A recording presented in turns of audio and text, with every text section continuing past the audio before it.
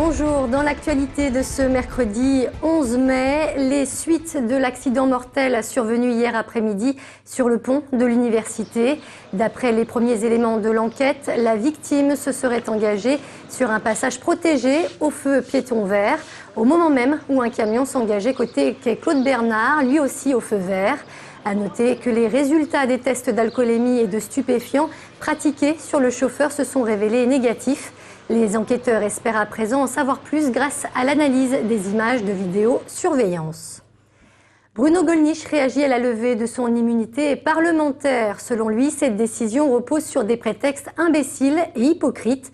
Une décision pourtant validée hier à Strasbourg par près de 500 élus européens sur plus de 600 que compte l'Assemblée.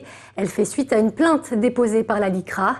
Le président du groupe frontiste à la région Rhône-Alpes a par ailleurs prévenu qu'il poursuivrait l'association au cas où une action en justice serait intentée à son encontre. Le procès du bitume a été renvoyé au 29 novembre prochain. Attendu hier après-midi, l'arrêt de la Cour d'appel de Lyon a finalement été reporté. La Chambre, qui s'estime incompétente, a demandé un nouveau débat scientifique. Les précisions de Jean-Marc Roffa. C'est avec beaucoup de pudeur et de retenue que la famille de José Francisco Serrano Andrade apprend en début d'après-midi que la Cour d'appel renvoie sa décision sur ce que l'on appelle le procès du bitume. Mon père il est mort, mais bon, il y en a d'autres qui ne sont pas morts encore. Les risques de contagion, de maladies, d'intoxication, tout ça, ça ne s'arrête pas non plus là. Le décès en 2008 d'un cancer de la peau de l'employé d'Eurovia était pourtant pour la première fois en France lié aux fumées toxiques du bitume, selon le jugement du 10 mai 2010 par un tribunal de Bourg-en-Bresse. Le bitume tue et tuera encore. La procédure est suspendue, entre guillemets, car la Cour ordonne une enquête, en quelque sorte, auprès d'un autre comité technique, un autre comité régional de reconnaissance des maladies professionnelles. Eurovia se défend d'un problème lié à son bitume. Elle fait appel à d'autres experts pour démontrer que le cancer de la peau de son employé est plutôt lié à l'exposition aux UV. Le bitume n'est pas cité dans cette décision dans la mesure où la maladie professionnelle, qui est une donnée préalable, est l'exposition aux UV. Le bitume n'est nullement cité dans le dispositif de la décision. Côté syndicat, la CGT espère que la famille aura gain de cause pour dénoncer les risques professionnels liés à l'épandage du bitume. Pour l'instant, l'entreprise reste condamnée. La condamnation de première instance, elle est suspendue, mais l'entreprise reste condamnée. Pour l'avocat de la famille Andrade, la vérité se cache dans la composition du bitume, gardé secret par Eurovia. S'il s'avère que les fumées sont vraiment toxiques, alors la justice pourra trancher.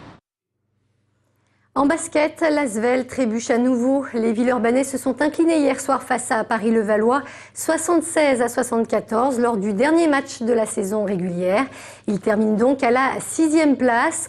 En quart de finale des playoffs, les hommes de Nordingrib affronteront Chalon, Briche-Geresse.